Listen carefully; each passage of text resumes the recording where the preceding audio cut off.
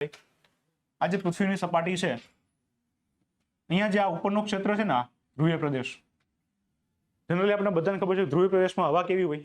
ભારે હોય.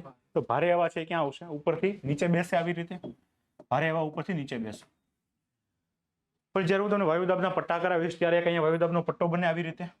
અહીંયા આર્કટિક જે છે, અહીંયા આર્કટિક વાળા ભાગમાં અહીંયા શું બનશે? એક લઘુદાબનો પટ્ટો બનશે.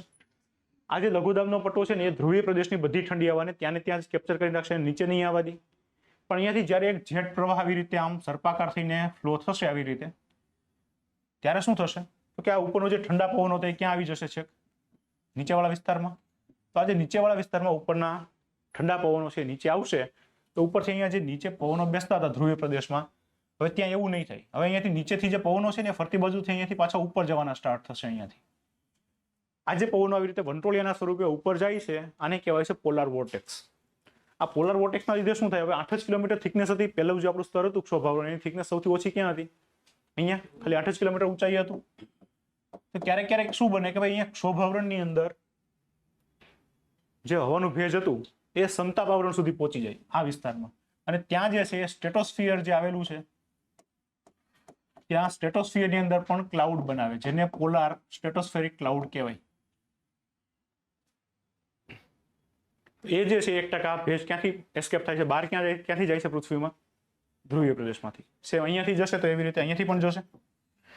તો આ બે જગ્યાએથી જે બીજું આપણું સ્તર છે સ્ટ્રેટોસ્ફિયર, એ સમતાપ આવરણની અંદર પણ થોડું ઘણું ભેજ જશે અને ત્યાં સમતાપ આવરણની અંદર પણ વાદળો બનાવશે. એને શું કહેવાય છે? Polar stratospheric cloud.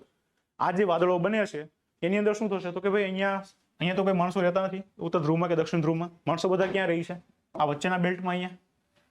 તો માણસો અહીંયાથી જે એવા વાયુઓનું ઉત્સર્જન કરે છે જે શું છે? ઓઝોનમાં ગાબડું પાડે છે. એ બધા ક્યાં ભેગા થશે? અહીંયાથી જશે આ ભાગમાં, અહીંયાથી જશે આ ભાગમાં. તો એ બધા જમાવડો કઈ જગ્યાએ થશે? આ જે સ્ટ્રેટોસ્ફિયરની અંદર જે વાદળો બને છે એની અંદર, અને એ ત્યાં ઓઝોનમાં શું કરશે? ગાબડું પાડશે. આના લીધે ઓઝોનના ગાબડા જે છે તમને અહીંયા ક્યાંય નહીં જોવા મળે. ક્યાં જોવા મળશે? અહીંયા ધ્રુવીય પ્રદેશમાં અને અહીંયા ધ્રુવીય પ્રદેશમાં. તો ઓઝોનમાં જે આપણને ગાબડું જોવા મળે છે એ ક્યાં જોવા મળશે? એન્ટાર્કટિકામાં અને આર્કટિકમાં. કોના લીધે થાય છે આવું? તો કે પોલાર સ્ટ્રેટોસ્ફેરિક ક્લાઉડના લીધે.